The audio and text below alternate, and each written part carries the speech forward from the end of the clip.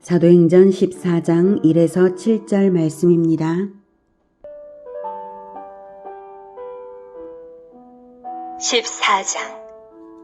이에 이고니온에서 두 사도가 함께 유대인의 회당에 들어가 말하니 유대와 헬라의 허다한 무리가 믿더라.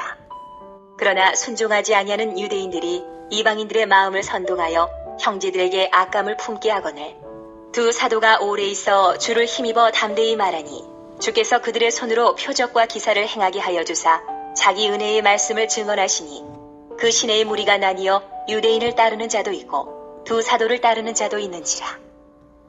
이방인과 유대인과 그 관리들이 두 사도를 모욕하며 돌로 치려고 달려드니 그들이 알고 도망하여 루가오니아의 두 성 루스드라와 더베와 그 근방으로 가서 거기서 복음을 전하니라. 사랑하는 형제 여러분, 7월 30일 금요일 저녁 묵상에 오신 것을 환영합니다. 바울과 바나바는 두 번째 선교지인 비시디아 안디옥에 갔는데요. 탁월한 복음 설교로서 많은 사람들을 제자화했습니다.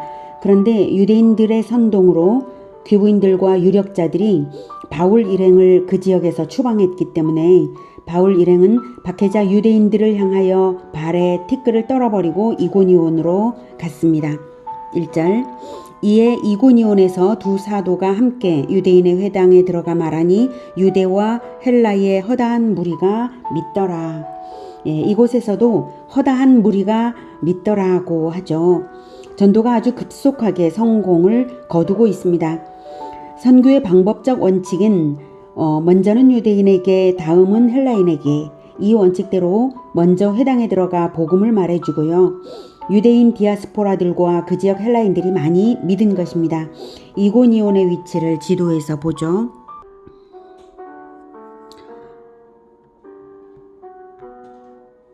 여기가 비시디아 안디옥이었고요. 여기에서 쫓겨나서 이고니온으로 왔습니다. 그리고 오늘 본문에 이어서 가는 곳이 바로 루스드라와 더베까지 명칭이 나왔습니다.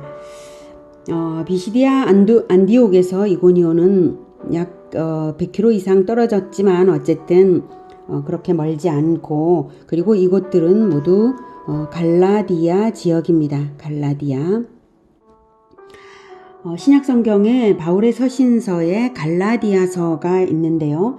그 편지는 바로 이곳에서 전도한 사람들의 공동체인 갈라디아 교회에게 훗날 보낸 서신입니다.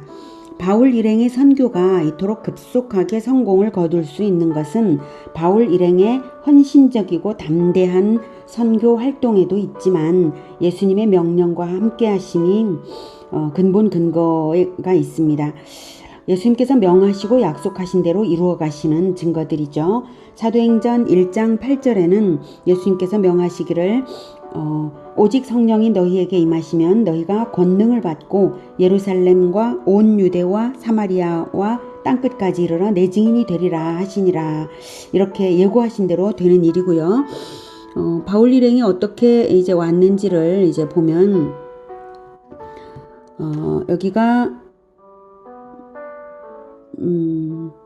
여기가 예루살렘이 있죠. 예루살렘과 사마리아가 있고요. 예루살렘과 온 유대와 사마리아와 땅끝까지, 땅끝은 이제 지금 이제 세계로 전파되고 있는 것이잖아요. 이쪽에 로마가 있고 유럽이고요. 그리고 이쪽에 아프리카, 그리고 이쪽이 소아시아입니다. 그래서 세 개의 대륙이 만나는 곳이 이 이스라엘 지역인데요.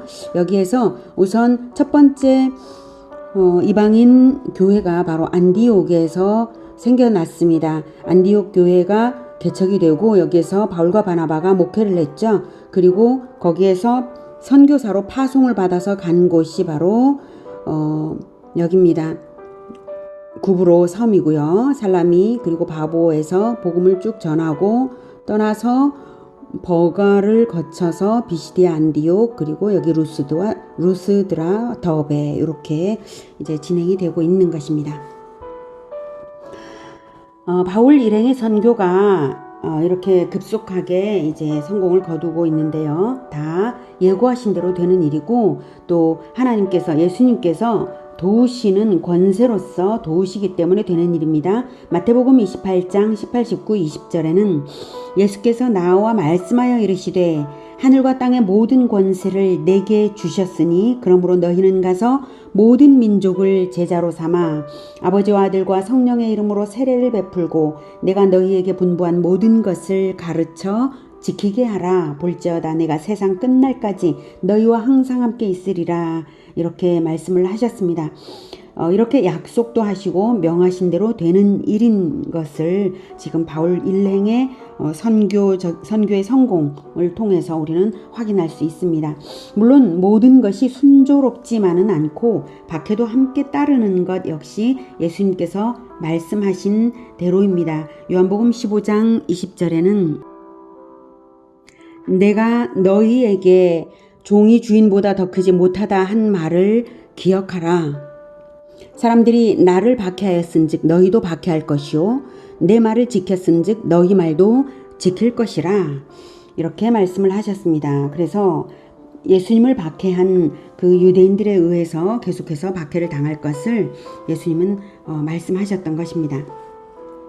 비시디아 안디옥에서 유대인들이 계략적 선동으로 바울 일행을 추방한 것처럼 여기서도 박해가 있습니다.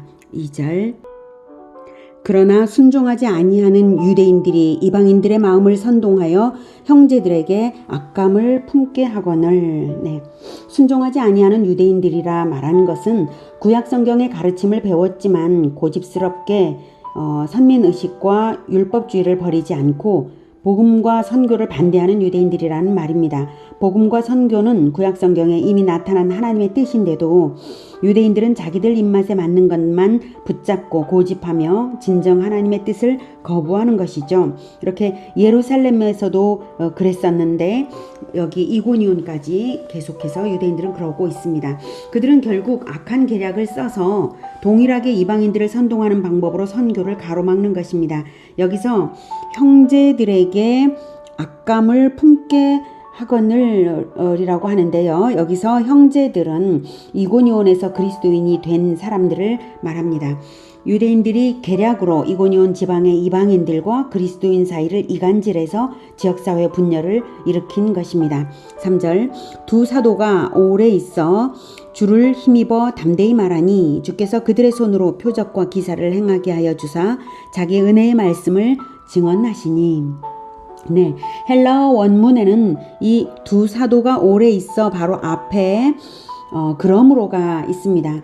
유대인들의 박해 때문에 오히려 두 사도는 더욱 담대하게 그곳 이고니온에 머물러서 복음을 전하며 형제들의 신앙을 돈독하게 지킨 것입니다. 바울 일행은 복음을 담대히 말했을 뿐만 아니라 주를 힘입어 표적과 기사가 나타나도록 담대히 말함으로써 하나님께서 허락하시는 표적과 기사로 인해 복음의 확실성이 증명되었습니다. 4절 그 시내에 무리가 나뉘어 유대인을 따르는 자도 있고 두 사도를 따르는 자도 있는지라 이방인과 유대인과 그 관리들이 두 사도를 모욕하며 돌로 치려고 달려드니. 완고한 유대인들이 자기들을 따르던 사람들이 복음을 받아들여서 두 사도를 따르는 것을 보고는 미움과 분노를 폭발한 것입니다. 그동안은 은밀하게 박해를 했다면 이제는 노골적으로 격렬한 박해를 시작했습니다.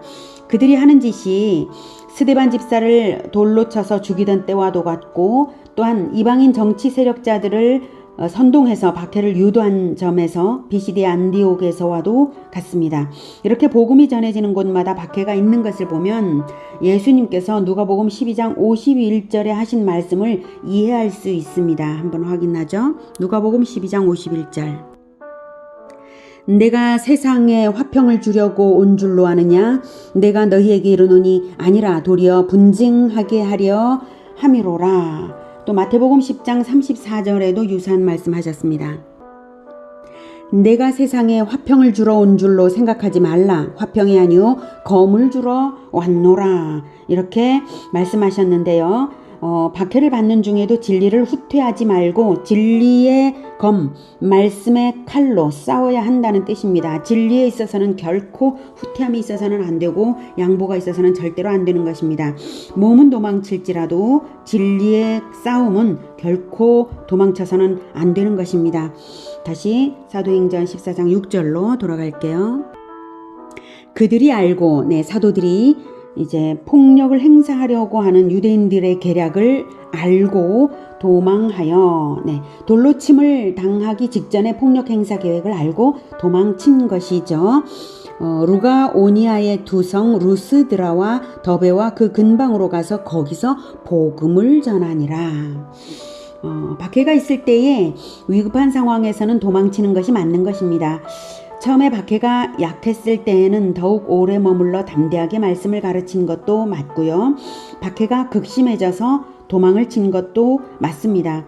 예수님께서도 마태복음 10장 23절에 말씀을 하시기를 이 동네에서 너희를 박해하거든 저 동네로 피하라. 내가 진실로 너희에게 이르노니 이스라엘의 모든 동네를 다 다니지 못하여서 인자가 오리라 라고 말씀하셨습니다. 다른 동네로 피하는 것이 복음을 더욱 퍼뜨리는 선교가 되니까요. 중요한 것은 입술을 열어 복음을 숨김없이 말해야 하는 것입니다. 바울 일행도 루스드라와 더베로 가서 복음을 또 계속해서 전했습니다. 아까 루스드라와 더베가 여기에 있었죠. 오늘은 박해 중에도 더욱 담대하게 말씀을 전하고 극심한 박해가 있어 도망쳐야 할 때도 몸은 도망칠지언정 복음의 전도를 멈추지 않는 바울 일행을 만났습니다. 그리고 그러한 바울 일행과 함께 하셔서 표적과 기사로 진리를 입증해 주시고 선교의 결실을 풍성하게 하시는 주님을 만났습니다. 우리 예수 제자들이 살아가는 인생에서도 결코 포기하지 말아야 할 것은 바로 복음을 말하는 것입니다. 어디서든지 그리스도인의 정체성을 복음으로써 나타내고 예수님을 소개하며 주를 힘입어서 전도의 열매를 얻는 우리 모두가 되기를 축복합니다. 기도하겠습니다. 하나님, 복음이 가장 큰 권능인 줄 믿습니다. 복음을 위하여 예수님께서 이 세상에 오셨고 복음을 위하여 죽으셨고 그리고 복음을 위하여 교회를 세우셨고 복음으로써 온 세상을 구원하시고 계시온데 주님, 우리에게 복음을 맡기셔서 전하게 하시니 감사합니다. 우리가 담대하여서 더욱 열심히 복음을 말하고 복음을 말하기를 포기하지 않는 우리가 되도록 주님 성령으로 충만케 하여 주시옵소서. 우리가 그렇게 하겠습니다. 주님 붙들어 주시고 우리가 어디를 가든지 항상 복음과 함께 살아가는 우리 모두가 되게 도와 주시옵소서. 예수 그리스도 이름으로 기도드립니다. 아멘. 이어지는 시간은 개인 기도 시간입니다.